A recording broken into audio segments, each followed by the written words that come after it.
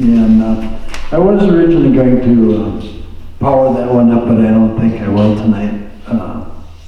I've got a question about the top of that, so we won't go there right now. But okay, bandsaw safety. Proper setup, appropriate blade, good habits combine to make it a safe tool to work in the shop.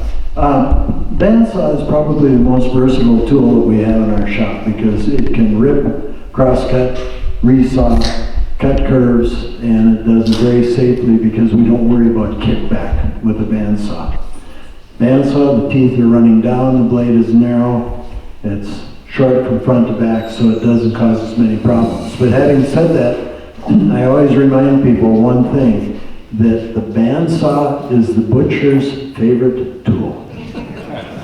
Because you can cut through big chunks of meat and bone and do it very, very quickly. So it demands a lot of respect. We don't want to make hamburger out of our hands. We have enough other problems with woodworking. We don't need to lose our hands doing it. I gotta wait for this thing to warm up just a second here. There we go. There's one thing, and this is going to be posted on the tools. It's the user's responsibility to make sure the bandsaw is set up and safe to use. And the reason we make it the user's responsibility is because, again, we don't have a shop maintenance person that is constantly setting these things up. And a lot of times we don't know if somebody's been using the tool and we're not unaware, or we're unaware that they have used it incorrectly and walked away from it when they were done. We don't know that. So it behooves the operator, the person who's going to use it, to be able to identify any problems that the saw is having and let us know so that we can deal with it.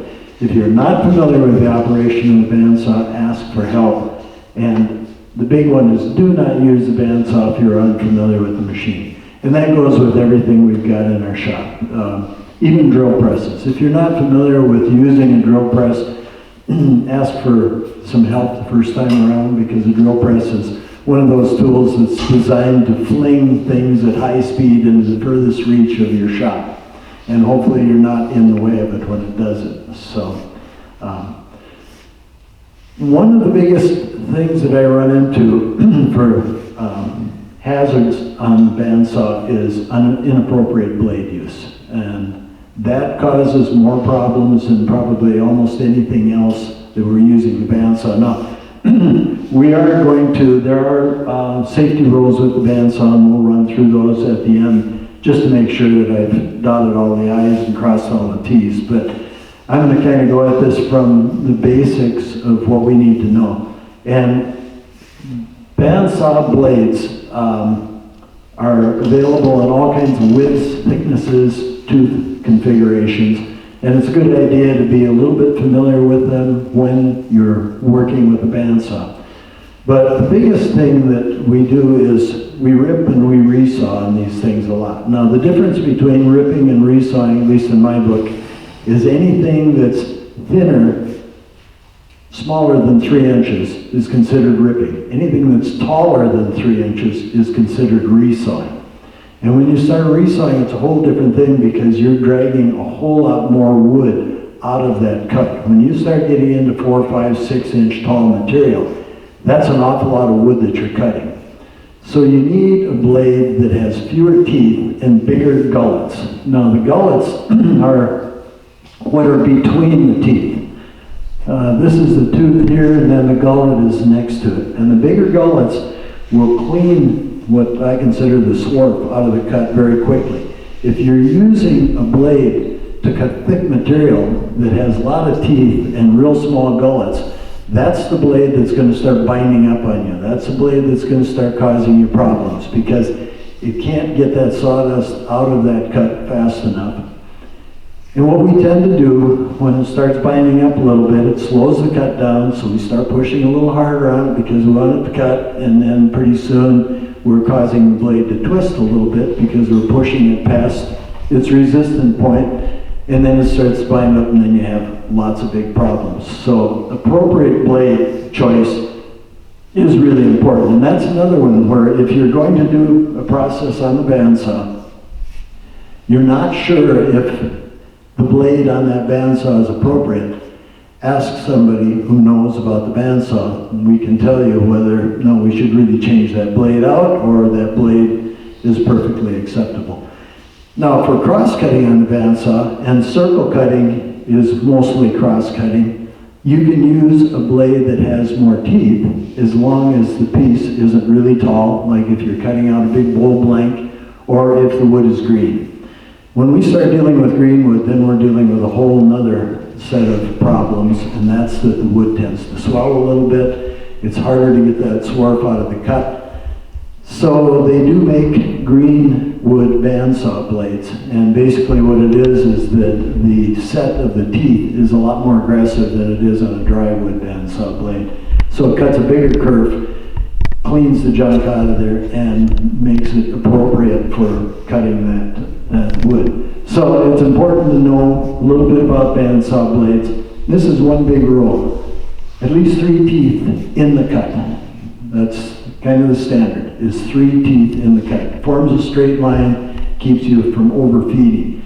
If you're cutting 1/4 inch material and you have a 3/2 per inch blade on your saw, you can literally push that 1/4 inch in between the teeth, and it's going to cut poorly. You're probably going to break the board.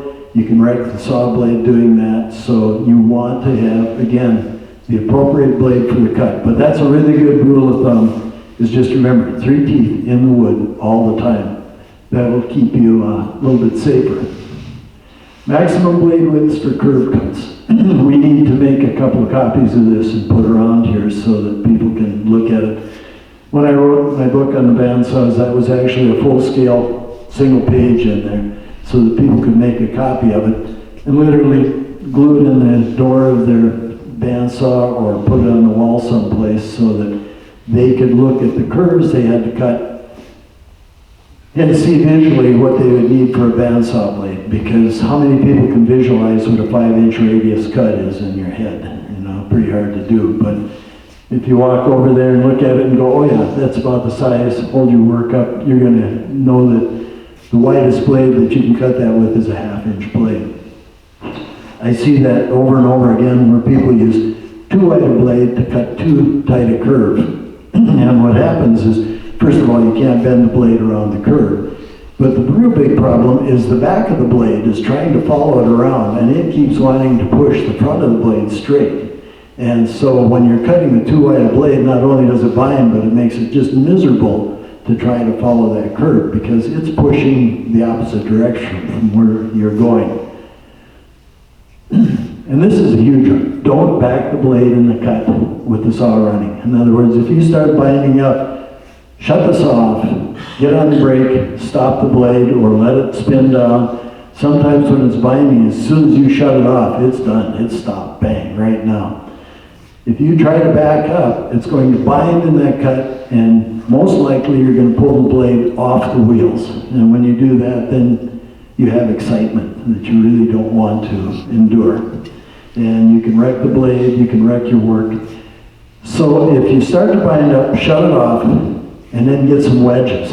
Make some little wedges on a bandsaw. And that's a good thing. If you have some wood that you suspect is maybe going to grow a little bit, you know, it's going to tighten up, have some wedges around. If you're ripping rough green wood and you think it's going to start tightening up on you, have some wedges there. You can pound the wedges in the curve behind the blade, open it up, and keep sawing. It's something I used to do on table saws too, and I'd be cutting green wood. So, but don't back it up when the saw is running. If you're cutting really tight curves like this, run a small blade that's appropriate, but one thing you don't want to do is trap the blade at the end of a cut. Now, I was going to draw a little picture here, but our whiteboard is a little bit occupied, but we'll draw it anyway.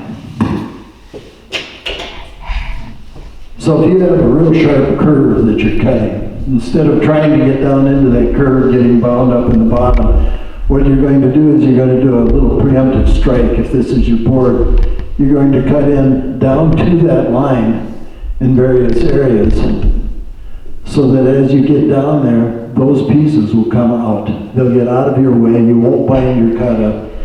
And at the very least, you might have a little bit of an area where you might bind, have to shut the saw off and move it back, but you won't have that blade buried way down in the bottom where you can't get at it. It's an important thing. It makes a big difference in how the saw works. Now here's an appropriate setup for using the saw. Push pads, these things are just great now. These are basically grout trowels. They're nice and flexible and sticky. You can plant them against the board. You can run it, even for small stuff, I'll use the edge of the pad to help hold the work next to the fence. But you can actually push right over the blade as you're cutting. You're not going to close that gap up. You're not going to cause any problems. So you can just keep feeding it through.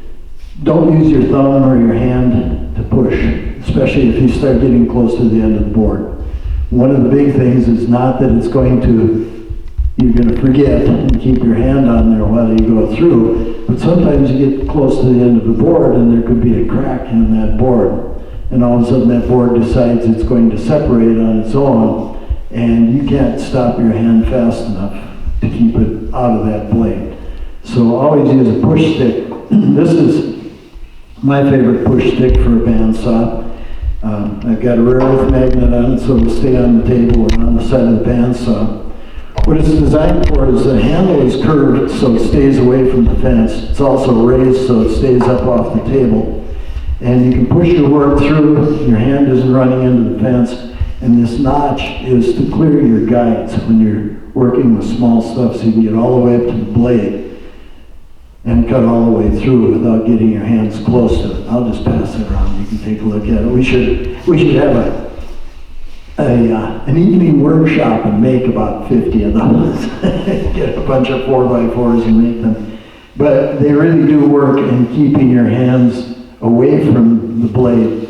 And narrow push sticks work nice too. The nice thing about this push stick is you're not afraid of cutting into it. You can push it through and cut into it. That was probably about 3 inches longer when I made it. And I've got one in the shop that I'm just about cutting into the rare earth magnet. One more notch out and I'll have to throw it away and make another one. So when it gets too many notches and it gets too beat up, you just replace it. And ear protection's important with the bandsaw. They're noisy. Proper setup's really important on the bandsaw. We'll go through that just a little bit. And this is a big one. We've talked about it before. Don't leave the saw running unattended. Don't walk away from that saw to go get some parts and come back, especially when you're in a shop where you have a bunch of other people working. Because it's really easy.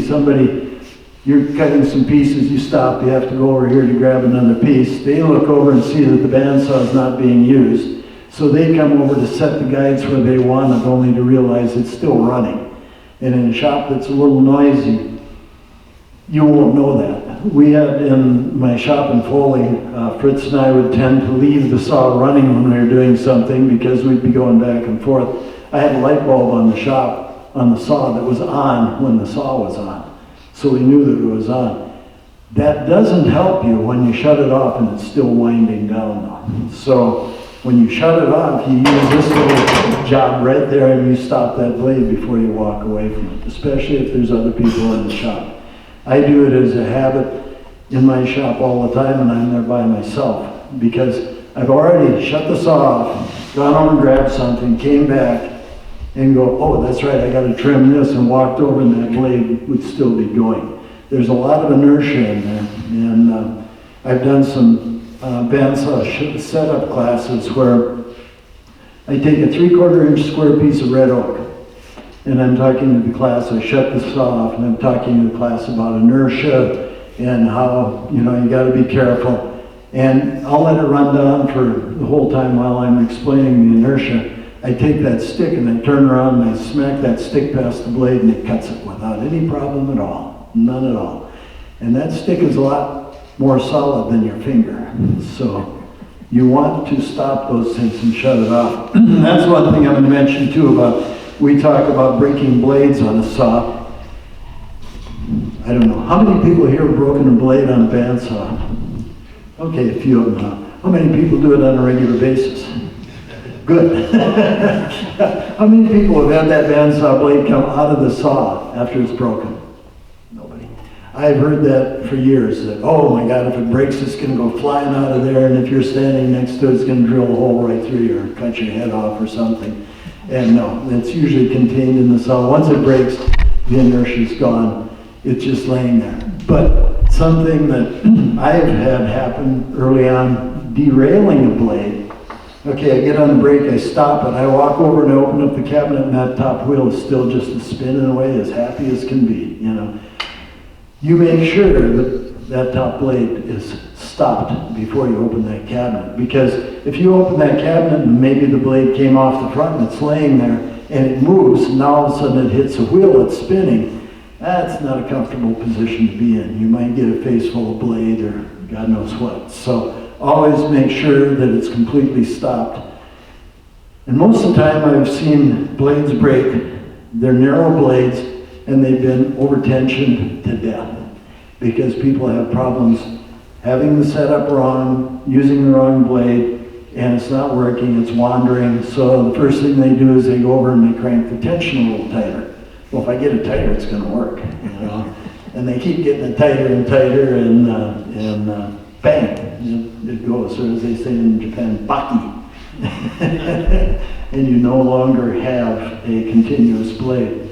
But it's really important though to stop the blade, and just for the comfort of everybody else around too, stop the blade when you're done. Setting the blade guides. The blade guides behind the blade, big round guide there, they take many forms. That's called the thrust bearing, and that is the most important setup on your bandsaw. The bandsaw blade is very flexible. You can move it side to side very easily. The only strength it has is beam strength across the depth of the blade. People say, oh, you know, I'll set my blade out a little bit and it'll bend. You know, if I get it too far, it'll bend. No, the blade does not bend. That's good steel. It's not going to bend. With the thrust bearing, you support the top and bottom. That blade will cut straight and accurately as long as it's sharp. If those thrust bearings are in two different locations, in other words, if they're not coplanar, that's where you run into problems with ripping and cutting. Is we'll just say, there's our top thrust bearing, there's our bottom thrust bearing. That blade's going past it and it's missing that bottom thrust bearing. When you put work up against that blade, it will move back so it touches both of those bearings. But the way it does it is it twists. And as soon as it twists, then it can move back until it hits those bearings. Well, as soon as it twists, one side of the blade is cutting this direction, the other side of the blade is cutting that direction as it exits the cut. And you get a cut that tends to wander. Or you get a cut that tends to blow out on one side if you're trying to stay on the line on the top side. And if you want to cut curves, you have to be able to cut straight first before you can cut a decent curve. Because if that blade is wandering when it's cutting straight, it's going to get worse when you start making a curve with it.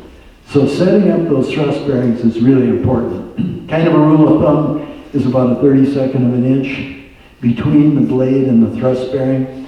I usually set mine up a lot closer. I use my ear to set mine up.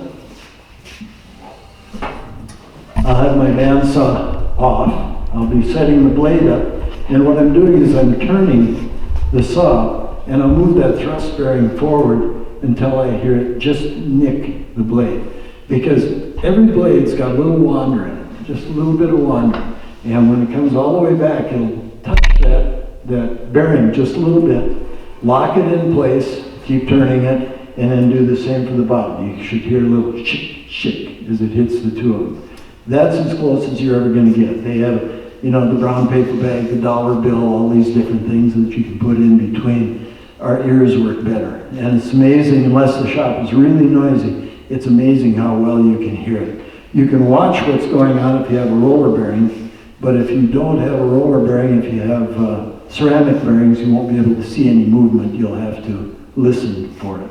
But that's a real important part of safety in a saw, because you're going to cut accurately and you're not going to force the blade. When we have a blade that's moving around on us, we tend to start forcing that blade. When we start forcing that blade is when we start running into problems, binding and all the ugly stuff that can go on. Okay, cutting without a solid platform. Sam Maloof was famous for this. Sam would take a piece of wood like this and he'd cut it just a really beautiful arm out of that wood, and he'd just sit there and he'd feed it back through by hand. Dangerous, but very controllable. The biggest thing you have to remember is when you're cutting a curve that's not supported, for the most part, it has to be supported where the teeth of the blade are. If you've got it supported on the table where the teeth are, you're going to be just fine, because as you move through, it's supported to the table. You can make your cut. Now, if I were trying to make a curved cut and not support it, I'd get out about here and all of a sudden it catches it, and boy, does that make a nice noise. And boy, you hope your hands aren't underneath it, and boy, you hope you didn't like that blade, because that blade is not going to cut straight anymore. It's going to slam it down in the table, it's going to stop that saw, and you'll be inside watching cartoons for the rest of the day with your hand in a cold bowl of water, if you're lucky. So you can do stuff like that. You just have to remember that it's cutting right where the teeth are, and that's where you need it supported on the table. Once the cut's made, it really doesn't matter. It can be up in the air, and as long as you control that piece, you're going to be just in fine shape. So, but practice with somebody else's bandsaw.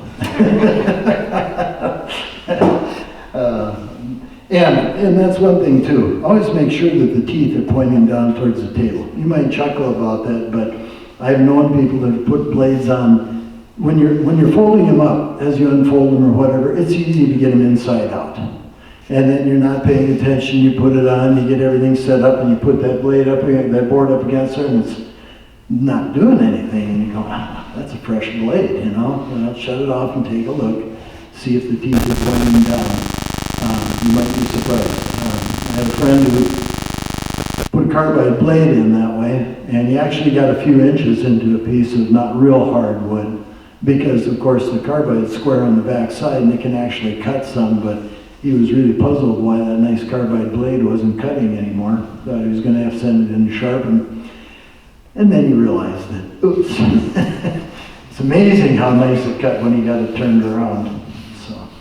That's just an example of a thrust bearing that was not kept in good condition and was allowed to get grooves in it. And as soon as one of your thrust bearings looks like that, you throw it away and you put new thrust bearings in, because that'll cause chattering of the blade, it wrecks the back of the blade, gets stuck in the groove. You know, there's just, you want to take care of the tool. You want to make sure that it's in good operating condition. Another thing, this lever is on a lot of the bandsaws now. It's for releasing tension on the bandsaw. And there's this focal legend that you have to release the tension on your bandsaw all the time, and that's basically what it is, a focal legend. Where it comes from, is the best I could decipher, is in the 80s we had the Taiwan invasion of tools in this country. All of a sudden we had lots of tools coming in from the country. And the bandsaws in particular, a lot of the wheels were alloy wheels, cheap to make, but the alloy wasn't very good. And if you would leave your bandsaw fully tensioned, and in this country we tend to over-tension bandsaws, because in Europe, a bandsaw is still the centerpiece tool of a good woodworking shop. In America, it's the unloved red-headed stepchild of the tools over in the corner, because people don't know how to do it. We over-tension it, we just do a lot of wrong things with it. But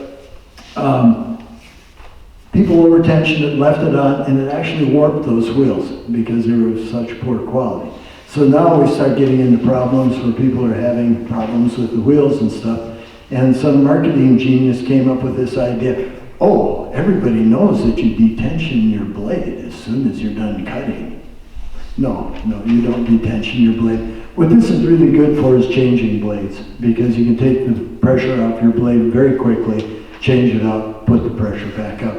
And don't believe your gauge in here for blade tension. That's just an approximation, a rough idea of what you should do.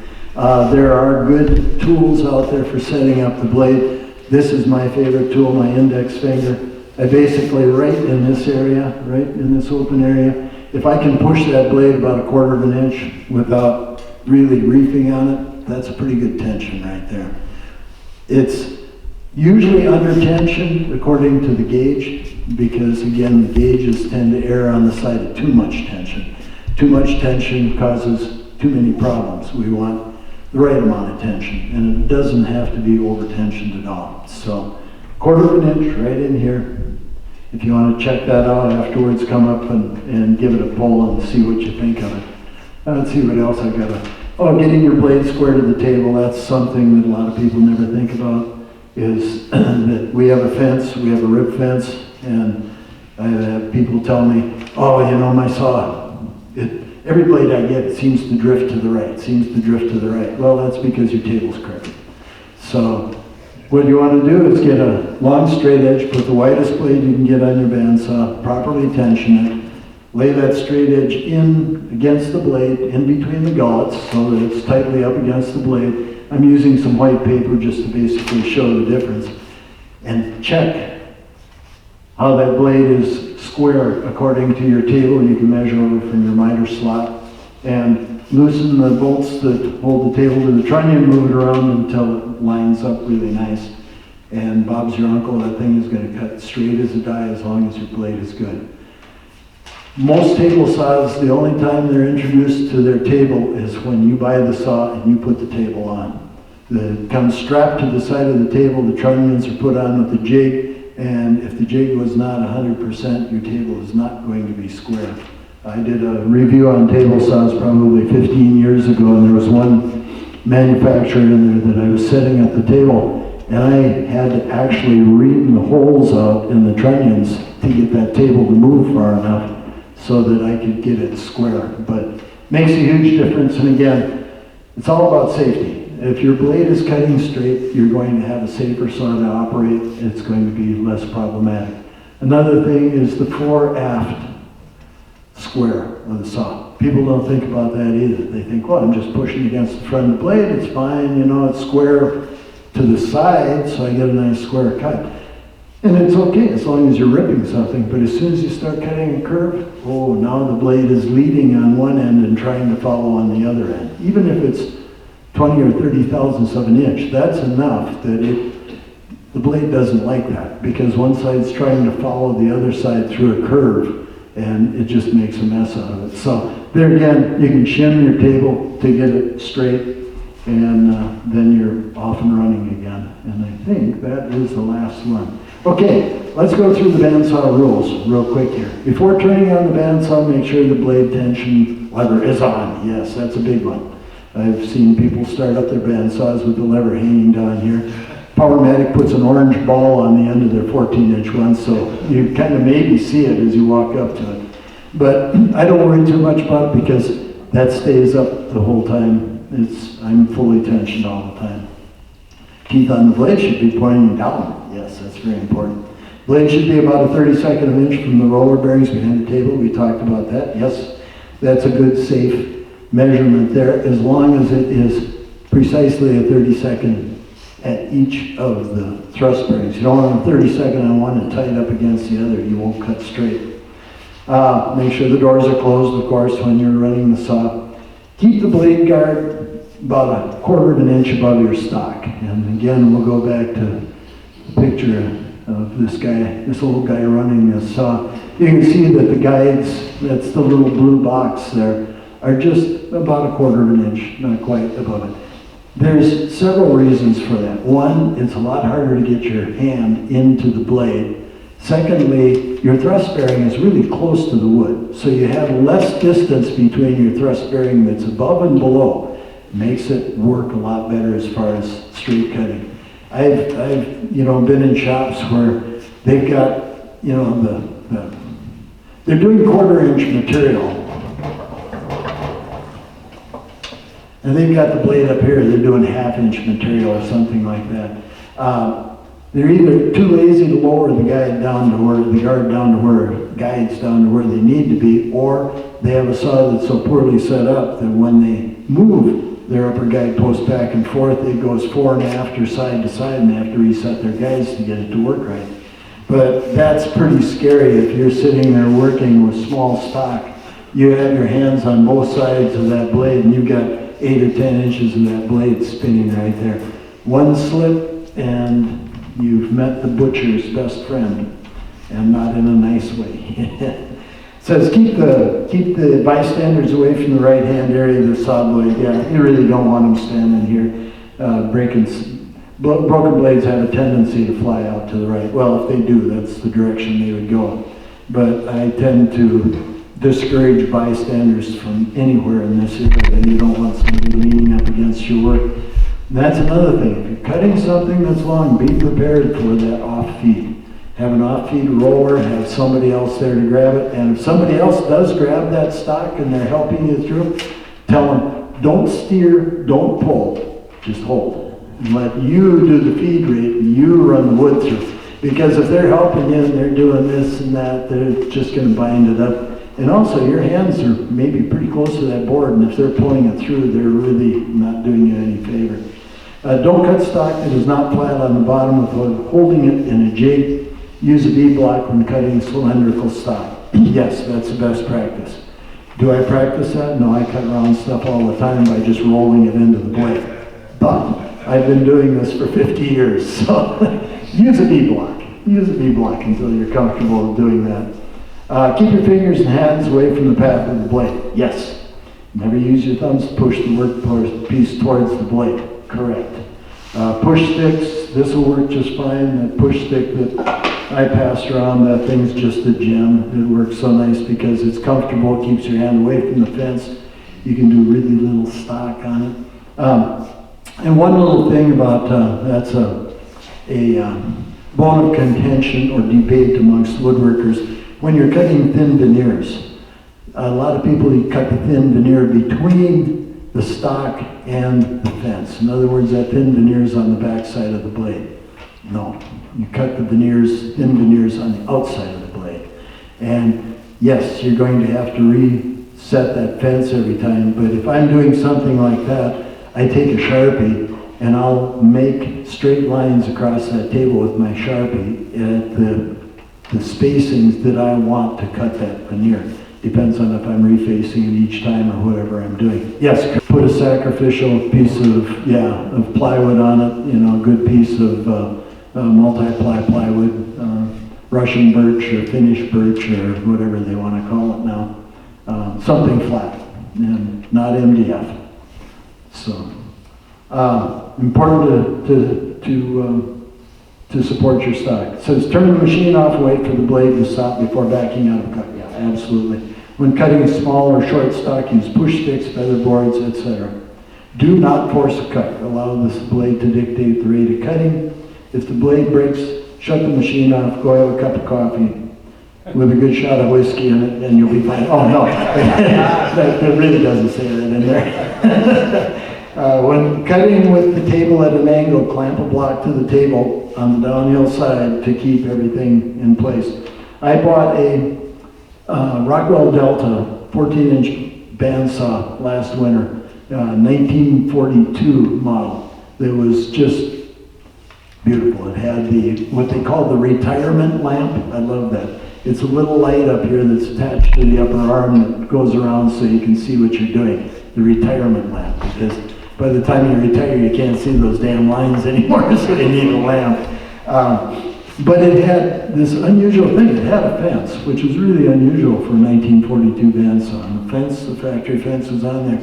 And the fence came out this way. They put the fence on the outside of the blade. And I thought, wow, that's really strange, because of course we always have it on the inside and we're working on it.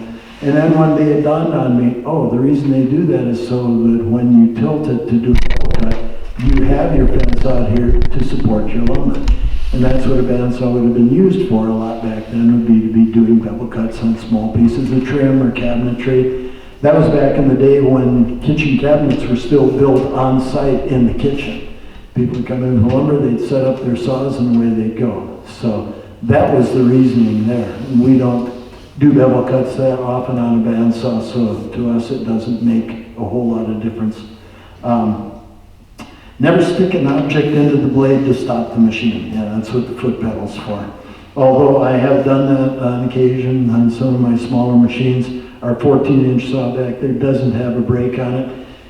And I would rather take a scrap piece and saw until the blade stops. And saw, don't just jam it in there. Actually saw the piece of wood until the blade stops, than to walk away from it and leave that blade running. Because I would be afraid that somebody else would walk up and get their hands in it, or I might turn right around and do something foolish. I've been known to be a bit of a old in the shop. So they don't all have brakes? No, they don't all have brakes. No, there's a lot of the big saws out there yet that do not have brakes, which to me should be an automatic thing. Grizzly. So what do you use like the brake on? I mean, do you press it and just stop it within 3 seconds, or do you just? Oh, I jump. No, I jump on it. I stop it quick. You know, I don't want to stand there waiting for it. And I'll tell you what. That would mess up your alignment and all that. No, it really won't. No, it's pretty sturdy. But my the Laguna 14BX that I have, that's kind of my go-to in the shop. That has a bicycle disc brake on it with a cable. And man, that thing's just amazing because you can stop that blade right now. Just bang, and it's stopped. And no, it really won't cause any problems. So, and I like to have it stopped. I had an 18-inch Fox, what was it called? Something Fox blade bandsaw years ago. That it was a direct rip-off from the old Delta 18-inch, which hadn't been produced in decades. It's really a nice saw, but it had no brake on it, and it actually had cast iron wheels on it. And that thing was always grab a chunk of scrap and run through there and sometimes it would take a couple of cuts across it to get it to stop because it had a lot of inertia. And that's one thing, when you're going to buy a bandsaw, look at the wheels on it. Cast iron is everything. You know, they talk about, you know, you've heard people talk about these big 36-inch saws and 30-inch saws, how great they were, and man, they really sawed nice. That's because they had 200-pound wheels top and bottom. That's a lot of inertia. And a bandsaw blade is typically designed to cut perfectly at 3,600 feet per minute. That's kind of the rule of thumb with the wood-cutting bandsaw blade. If you can keep it in that 3,600 feet per minute, it cuts very nice. If it's varying in speed, you run into harmonic vibrations. And you can see it when you shut your saw down and let it coast down a little bit, you'll hear this, you know, as the blade's fluttering as it's coasting down. Well, if you lower the speed of that blade while you're cutting, that's exactly what it's doing. And you get this little rippling effect in your cut because it's vibrating in the cut. If you've got 400 pounds or 300 pounds worth of cast iron, that isn't going to happen. It's going to keep going through there and cutting very accurately. And that's where cast iron combined with high horsepower makes a better saw because you don't slow that blade up. It cuts accurately and consistently. And so, okay, I guess that's enough of me blabbing on. Any questions? Anybody have anything that they unanswered? Okay. You're going to be up with the hamburger maker.